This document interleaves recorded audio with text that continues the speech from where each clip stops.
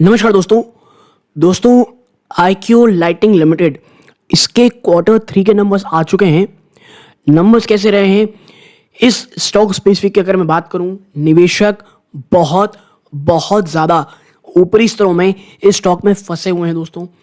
जब इसके ऊपर लास्ट टाइम मैंने वीडियो एनालिसिस की थी, मैंने कहा था एक चीज़ याद रखिए, पहला स्टॉक का जिस सेक्टर में काम कर रही है वो सेक्टर अभी कोई बहुत अपने गोल्डन पीरियड में नहीं चल रहा है, बल्कि एक दबाव भरे माहौल से चल रहा है।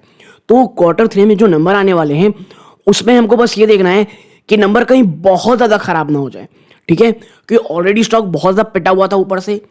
और अब जो क्वार्टर 3 के नंबर हैं देखते हैं, इस बार मुझे ऐसा लगता है कि थोड़े नॉर्मल भी नंबर अगर ये ले आएगा ना दोस्तों, ठीक है, यहाँ मैं कहूँगा कोई बहुत बड़ा नेगेटिव सरप्राइज में नहीं आता है। तो मैं स्टॉक को लेकर के ये नहीं कहूँगा कि कुछ भी डरा हुआ तो नहीं कहूँगा, और अगर कोई बहुत बड़ा क्रैश आता भी है तो वो मेरे लिए एक्यूमुलेशन का मौका होगा। देखिए, सबसे पहले नंबर्स जो आपको यहाँ दिए गए हैं वो मिलियंस में दिए गए हैं दोस्तों, ठीक है, तो ध्यान दीजिएगा। सबसे पहले बात कर लेते हैं रेवेन्यू फ्रॉम ऑपरेशन की। आप देखिए यहाँ पे 116.8 करोड़ रुपए का हुआ है, जो एक साल पहले आप देखें तो 115 करोड़ रुपए था।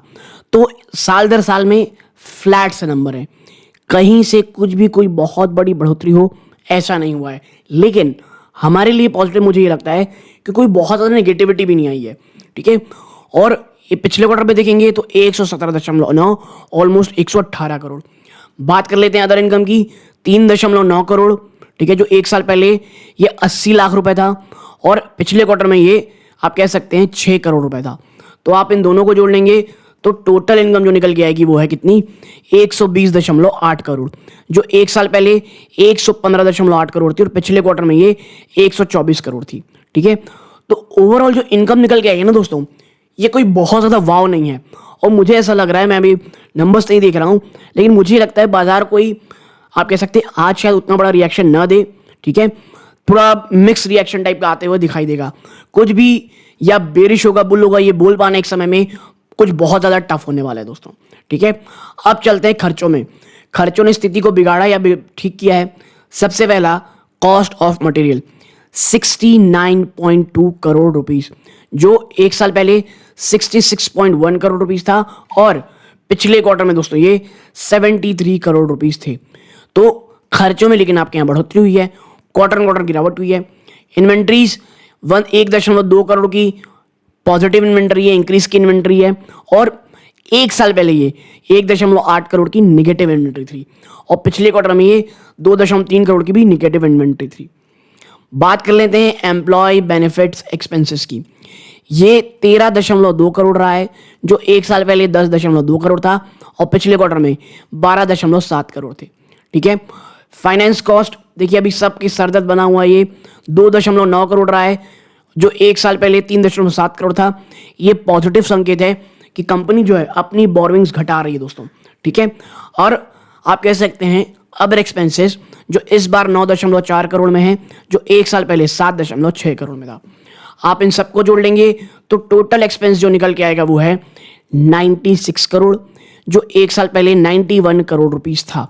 तो आपके खर्चे यहाँ साफ बढ़ रहे हैं और जिसके कारण जो प्रॉफिट बिफोर टैक्स आया वो है 24.8 करोड़, ठीक है, जो एक साल पहले 24.6 करोड़ था और पिछले क्वार्टर में 26 करोड़ रुपए था।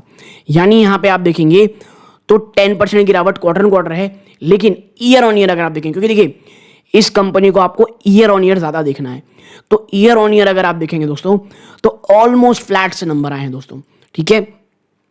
और जब हम नेट प्रॉफिट या आप कह सकते हैं कि total comprehensive income for the period देखते हैं, 18.9 करोड़ रुपए रहे, जो एक साल पहले 17.8 करोड़ थे और पिछले क्वार्टर में 18.2 करोड़ थे। और अब आप यहाँ पे अगर देखते हैं दोस्तों ईपीएस, डायलूटेड ईपीएस, तो ये 2 रुपये 75 पैसे से घट करके 2 रुपये 56 पैसे है, लेकिन 2 रुपये 52 पैसे बढ़ के 2 रुपये 56 पैसे हो गए। तो ओवरऑल अगर आप देखेंगे कंपनी के जो मैं रिजल्ट कहूँगा दोस्तों, ये ना मैं बहुत निगेटिव कहूँगा ना इस प्रकार के भाव कहूँगा कि भैया इसने कुछ तोड़फोड़ मचा दी है। लेकिन जब ऑलरेडी स्टॉक यहाँ गिर चुका है, बहुत सारी चीज़ें प्राइस इन हो चुकी हैं, मुझे लगता है कि कल के अगर स्टॉक के, देखिए आज जब मैं वीडियो पे रिकॉर्ड कर रहा हूँ मुझे नहीं लगता बाजार कोई बहुत बड़ा रिएक्शन देगा, ठीक है। बाजार बंद होते थे कुछ हो जाए तो नहीं पता, कल भी अगर दोस्तों कोई बहुत बड़ी गिरावट होती भी है तो आईक्यू मेरा ये मानना है कि एक्यूमुलेशन का मोड होगा। लेकिन याद रखिएगा पहले इसकी कंप्लीट एनालिसिस आने दीजिए, मैनेजमेंट क्या कह रही है, आगे की गाइडेंस क्या कह रही है, फ्यूचर को लेकर के क्या जो आप कह सकते हैं कंपनी का कहना चाहिए आपकी तरफ से कि फ्यूचर को लेकर के आउटलुक है, वो सबसे बड़ी चीज़ जो कंपनी, आपको याद होगा जब मैंने कंप्लीट एनालिसिस की थी तो इनकी जो एक बहुत बड़ी ग्रीनफील्ड प्रोजेक्ट चल रहा है उसमें क्या चल रहा है कंपनी का, वो जानना बहुत ही ज़्यादा ज़रूरी है दोस्तों, ठीक है। तो अभी मुझे लगता है flat to negative return stock price दे रहा होगा, ठीक है। ओवरऑल अभी यहाँ पे कंपनी नंबर आए कोई बहुत ज़्यादा नेगेटिव नहीं है दोस्तों। यहाँ तक जुड़े रहे, इस बात का बहुत बहुत धन्यवाद। ये इस वीडियो का अंत है। जय हिंद दोस्तों।